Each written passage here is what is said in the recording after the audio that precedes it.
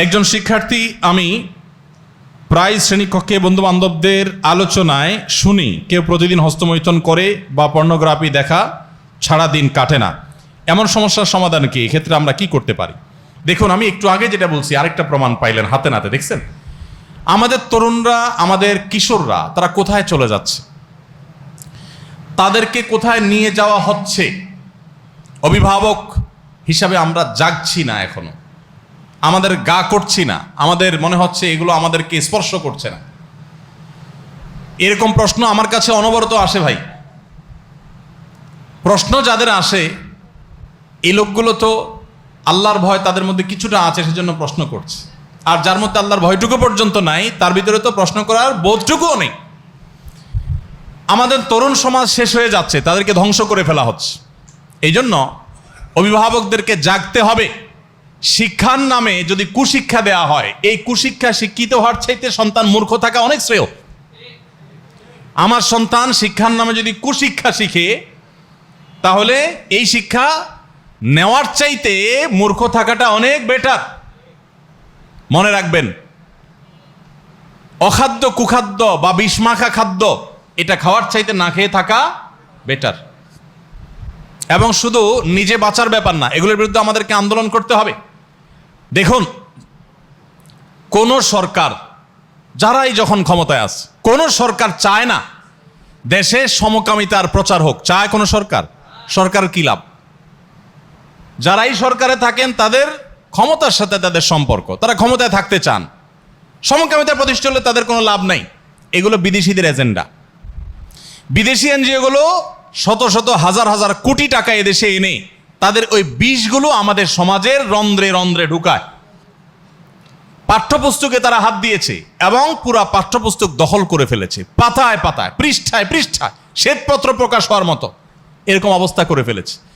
এই যে ছেলে মেয়েদেরকে কোন জায়গায় নিয়ে যাওয়া হয়েছে, যে এখন এরকম বহু ছেলে মেয়ে আছে নিয়মিত পর্নোগ্রাফিতে আসক্ত, জীবন শেষ, ক্যারিয়ার শেষ, নানা রকম অপরাধে লিপ্ত। একটা বেসরকারি সংস্থা, একটা এনজিও, তাদের একটা ভিডিও ফুটেজ দেখেছি, তাদের ওয়েবসাইট থেকে এখন ডিলিট করে ফেলেছে তারা। কিন্তু ডিলিট করলে কি হবে? এগুলোর সবগুলো তথ্যপথ, উপাত্ত, প্রমাণাদি অনেকের কাছে আছে। সেখানে দেখেছি আমি নিজে যে রীতিমতো বাচ্চাদেরকে, স্কুলের কিশোরদেরকে কার্টুনের মাধ্যমে শেখানো হচ্ছে যে হস্তমৈথুন করা এটা কোনো স্বাস্থ্যের জন্য কোনো সমস্যাকর কিছু না, এবং সমকামিতা করা এটা কোনো দোষের কিছু না। এটা বাচ্চাদেরকে শেখানো হচ্ছে। পাঠ্যপুস্তকে ডাইরেক্ট বলতে পারছে না, ঘুরায়া শরীফার গল্প দিয়ে শেখাচ্ছে, বিভিন্নভাবে শেখাচ্ছে, স্বাস্থ্য সুরক্ষা বইয়ে শেখাচ্ছে। ভাইরা আমার, এগুলোর কারণে অবক্ষয় এই পর্যায়ে চলে গেছে যে আমরা কল্পনাও করতে পারবো না। আল্লাহ তাআলা আমাদের সবাইকে বেঁচে থাকার তৌফিক দান করুন। যে ভাই প্রশ্ন করেছেন তাকে বলবো যে এরকম পরিস্থিতি যদি হয় যে ক্লাসরুমে গেলেই বন্ধুদের এই আলাপ, এই সমস্ত বাজে আলাপ, তাহলে এই পরিবেশে থাকলে একটা মানুষ নিজে খারাপের দিকে চলে যেতে বাধ্য। কতক্ষণ মানুষ ভালো থাকবে? যদি কিছু সংখ্যক ছাত্র এরকম হয়, তাহলে তাদের সঙ্গ ত্যাগ করে ভালো ছাত্রদের সাথে উঠা বসার চেষ্টা করতে হবে, এদের সঙ্গ অ্যাভয়েড করতে হবে। যদি দেখা যায় যে পুরো ক্লাসরুমই প্রায় এই রোগে আক্রান্ত বা কোথাও ঠিক থাকা কঠিন হয়, তাহলে অভিভাবককে বলে বুঝিয়ে প্রয়োজনে শিক্ষা প্রতিষ্ঠান পরিবর্তন করে ফেলতে হবে।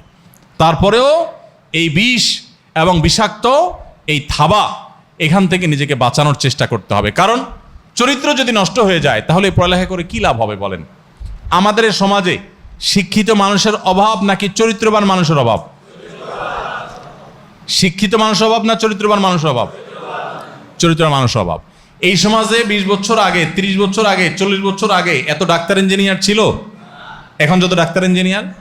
কিন্তু আগে মানুষ যতটা নেককার ছিলেন, আল্লাহভীরু ছিলেন, এখন কি মানুষ ততটা আল্লাহভীরু? তাহলে বোঝা গেল আমাদের তথাকথিত শিক্ষার উন্নতি হয়েছে, কিন্তু নৈতিক শিক্ষার অধপতন ঘটেছে। ঘটে নাই, ঘটানো হয়েছে। ঘটানো, এই ঘটানোটা কারা ঘটিয়েছেন? বিদেশি এনজিওগুলো, বিদেশি এনজিওগুলো, বিদেশি এম্বাসিগুলো, বিদেশি সংস্থাগুলো।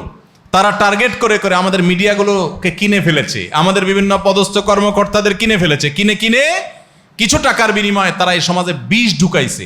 আমরা বিনোদনের নামে, তামাশার নামে সেগুলোকে আরো এনজয় করছি। সেগুলো যে বিষ, এটা আমরা বুঝছি না। নিজের ছেলেটা যখন শেষ হয়ে যায়, নিজের মেয়েটা যখন শেষ হয়ে যায় তখন আমাদের হুঁশ ফিরে আস। আল্লাহ তাআলা আমাদেরকে বেঁচে থাকার তৌফিক দান করুন।